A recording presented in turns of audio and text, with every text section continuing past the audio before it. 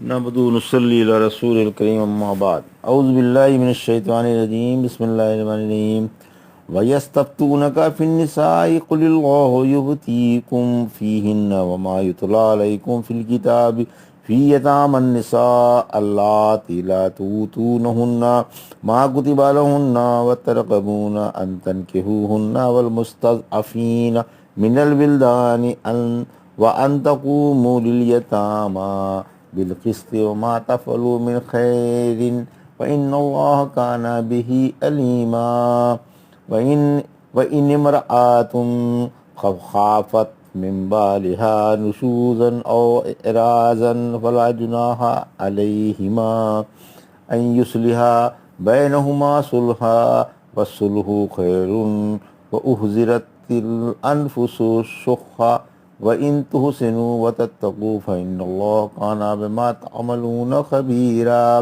وَلَن تَسْتَطِيعُوا أَن تَعْدِلُوا بَيْنَ النِّسَاءِ وَلَوْ حَرَصْتُمْ فَلَا تَمِيلُوا كُلَّ الْمَيْلِ فَتَذَرُوهَا كَالْمُعَلَّقَةِ وَإِن تُصْلِحُوا وَتَتَّقُوا فَإِنَّ اللَّهَ كَانَ غَفُورًا رَّحِيمًا وَإِن يتفرقا يغن اللہ کلا من سعتہ وکان اللہ واسعا حکیما۔ ابھی آپ نے سورہ نساء کی آیت 127 سے 130 کی تلاوت سماعت فرمائی۔ ان آیتوں کا ترجمہ اور تفسیر اس طرح ہے: وَيَسْتَفْتُونَكَ فِي النِّسَاءِ قُلِ اللَّهُ يُفْتِيكُمْ فِيهِنَّ وَمَا يُتْلَى عَلَيْكُمْ فِي الْكِتَابِ فِي يَتَامَى النِّسَاءِ اللَّاتِي لَا تُؤْتُونَهُنَّ مَا كُتِبَ لَهُنَّ وَتَرْغَبُونَ أَن تَنكِحُوهُنَّ وَالْمُسْتَضْعَفِينَ مِنَ الْوِلْدَانِ وَأَن تَقُومُوا لِلْيَتَامَى بِالْقِسْطِ وَمَا تَفْعَلُوا مِنْ خَيْرٍ فَإِنَّ اللَّهَ كَانَ بِهِ عَلِيمًا۔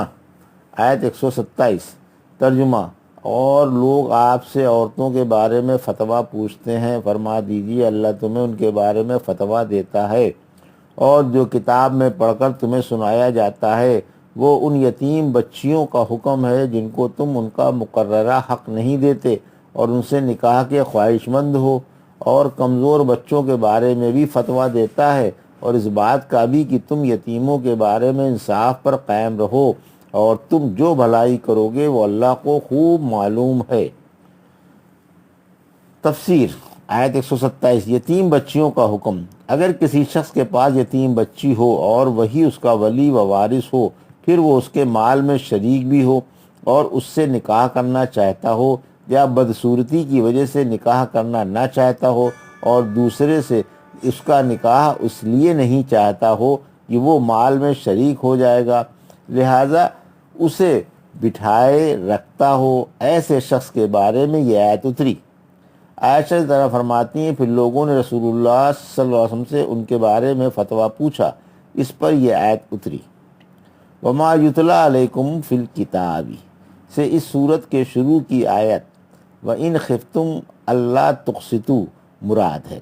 پھر فرمایا کہ تم ان سے نکاح کرنے کے خواہش مند ہو، یعنی اس یتیم بچی سے جو ولی کے پاس ہے، ولی نکاح کرنا چاہتا ہے کیونکہ وہ صاحب مال بھی ہے اور حسین و جمیل بھی، لیکن جب مالدار و حسین نہیں ہوتی تو ولی نہ تو خود ہی اس سے نکاح کرتا ہے اور نہ کسی اور ہی سے نکاح کراتا ہے بلکہ بٹھائے رکھتا ہے، لہٰذا اگر حسین سے نکاح کرنا چاہتے ہو تو اسے اس کا پورا مہر دے، اور اگر خود نکاح نہیں کرنا چاہتا تو کسی اور سے نکاح کرا دے اور آپ کسی اور عورت سے نکاح کر لے۔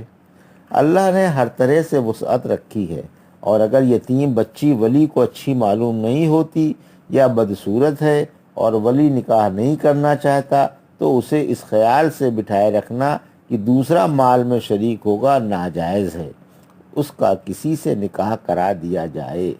ابن عباس عنہ فرماتے ہیں جاہلیت میں یہ دستور تھا کہ اگر کوئی شخص یتیم بچی کا ولی بننا چاہتا تو اس پر کپڑا ڈال دیتا تھا، پھر دستور کے مطابق کوئی اور اس سے نکاح نہیں کر سکتا تھا۔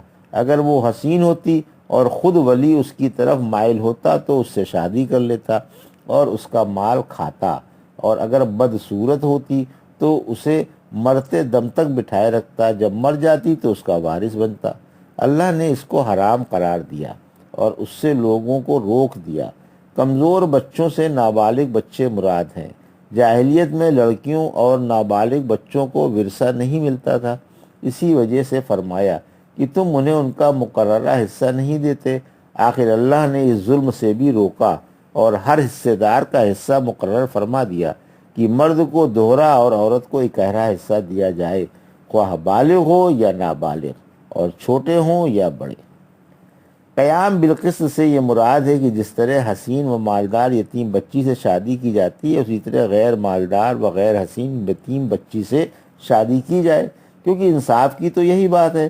پھر فرمایا ہر بھلائی کو اللہ جانتا ہے، اس میں نیکیاں کرنے کی اور تکمیل احکام کی ترغیب ہے، کیونکہ ہمگیر علم والا ہر فعل کی جزا بھی پوری پوری ہی دے گا۔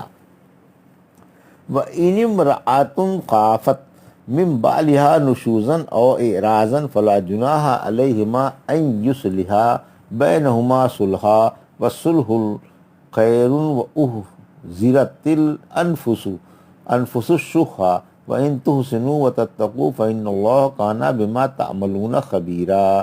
آیت 128۔ وَلَن تَسْتَطِيعُوا أَن تَعْدِلُوا بَيْنَ النِّسَاءِ وَلَوْ حَرَصْتُمْ فَلَا تَمِيلُوا كُلَّ الْمَيْلِ فَتَذَرُوهَا كَالْمُعَلَّقَةِ وَإِن تُصْلِحُوا وَتَتَّقُوا فَإِنَّ اللَّهَ كَانَ غَفُورًا رَحِيمًا۔ آیت 129۔ وَإِن يَتَفَرَّقَا يُغْنِ اللَّهُ كُلًّا مِّن سَعَتِهِ وَكَانَ اللَّهُ وَاسِعًا حَكِيمًا۔ آیت 130۔ ترجمہ: اور اگر کسی عورت کو اپنے شوہر کی نافرمانی یا بے پرواہی کا ڈر ہو تو دونوں پر باہمی صلح کرنے میں کوئی حرج نہیں، اور صلح بہت بہتر ہے، اور ہر شخص میں لالچ موجود ہے، اور اگر تم نیکی کرو اور پرہیزگاری اختیار کرو تو اللہ کو تمہارے سارے کاموں کی خبر ہے۔ تم عورتوں میں برابری ہرگز نہیں کر سکتے، اگرچہ تم کو اس کی حرص ہو تو پوری طرح کسی کی طرف جھکو بھی نہیں کہ ایک کو معلق چھوڑ دو، اور اگر تم اصلاح کر لو اور اللہ سے ڈرو تو یاد رکھو اللہ بڑا بخشنے والا بڑا اور مہربان ہے۔ اگر دونوں جدا ہو جائیں تو اللہ ہر ایک کو اپنی فراخی سے بے نیاز کر دے گا، اللہ بڑی وسعت والا اور زبردست حکمت والا ہے۔ یہ ترجمہ تھا آیت 128 سے 130 کا۔ تفسیر۔ آیت 128۔ میاں بیوی میں نااتفاقی۔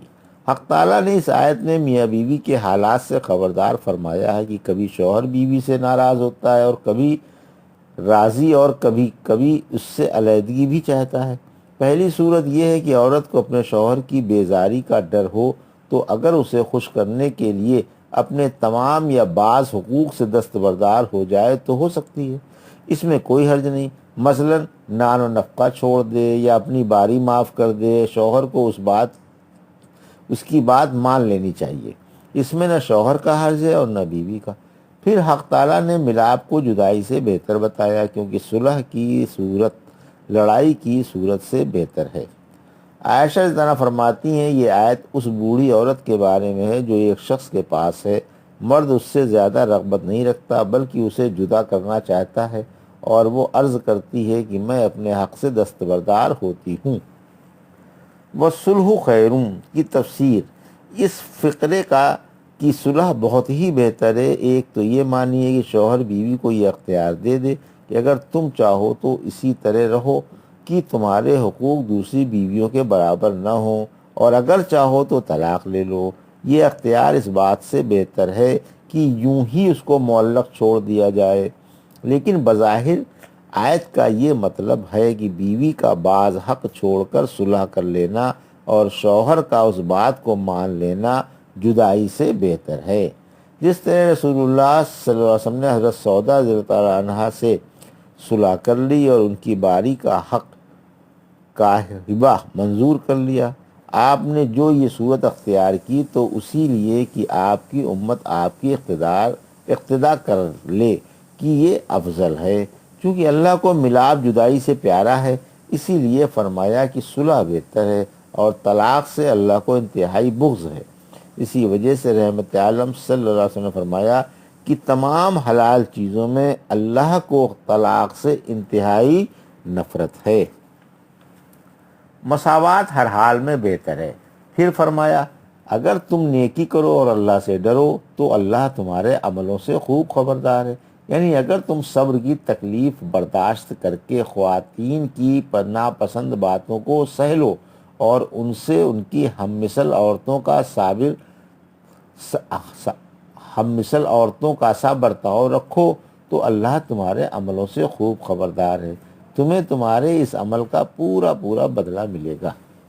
آیت 129 مساوات ہر پہلو سے ناممکن ہے، یعنی عورتوں میں ہر طرح سے برابری کرنا تمہارے امکان سے باہر ہے، کیونکہ اگر ظاہری مساوات قائم کر بھی لوگے تو دلی رجحان، محبت اور صحبت میں ضرور فرق رہے گا۔ ابن ابی ملیکہ کہتے ہیں کہ یہ آیت صدیقہ رضی اللہ عنہا کے بارے میں اتری۔ نبی صلی اللہ علیہ وسلم کو ان سے بنسبت دیگر عورتوں کے زیادہ محبت تھی، جیسا کہ آپ بیویوں کے پاس باری باری جاتے اور برابری قائم رکھتے، پھر اللہ سے دعا کرتے کہ اے اللہ یہ تو وہ تقسیم ہے جو میرے امکان میں ہے، لیکن جو تیرے اختیار میں ہے اور میرے امکان سے باہر ہے اس پر میری پکڑ نہ کرنا۔ یعنی دلی محبت میرے امکان میں نہیں، تیرے قبضے کی چیز ہے، اگر اس میں کمی بیشی ہو جائے تو مجھے معذور سمجھا جائے۔ پھر فرمایا کہ کسی کی طرف بالکل ہی نہ جھک جاؤ اور دوسری کو معلق چھوڑ دو کہ وہ بیچاری نہ تو شوہر والی ہی رہے اور نہ ہی علیحدہ ہو سکے۔ رحمت عالم صلی اللہ علیہ وسلم نے فرمایا اگر کسی کی 2 عورتیں ہوں اور وہ ایک کی طرف جھک جائے تو قیامت کے دن اس کا آدھا دھڑ ساقط ہوگا۔ پھر فرمایا اگر تم اپنے تمام کاموں کی اصلاح کر لو اور مقدور بھر بیویوں میں برابری کرتے رہو اور اللہ سے ڈر جاؤ تو اللہ بڑی بخشش و رحمت والا ہے۔ یعنی اگر تم اپنی باہمی معاملے درست کر لو اور اپنی اختیاری چیزوں میں برابری کرنے لگو اور ہر حالت میں اللہ سے ڈرتے رہو تو کسی ایک کی طرف تمہارے جھک جانے کو اللہ معاف فرما دے گا۔ آیت 130 جدائی کی صورت کا حکم۔ یہ جدائی کی صورت ہے، یعنی جب دونوں میں تفریق ہو گئی تو اللہ ایک دوسرے سے بے نیاز کر دے گا۔ شوہر کو بیوی سے بہتر بیوی اور بیوی کو شوہر سے بہتر شوہر عطا فرما دے گا، کیونکہ اللہ وسیع فضل والا، عظیم احسان والا اور ہر چیز میں حکمت والا ہے۔ اس کی ساری شریعت سراسر حکمت و عدل پر موقوف ہے۔ یہ تھا ترجمہ اور تفسیر سورہ نساء کی آیت 127 سے 130 کا جو ابھی آپ نے سماعت فرمائی۔ بارک اللہ لی و لکم فی القرآن، نفعنا ایاکم بآیات الذکر الحکیم۔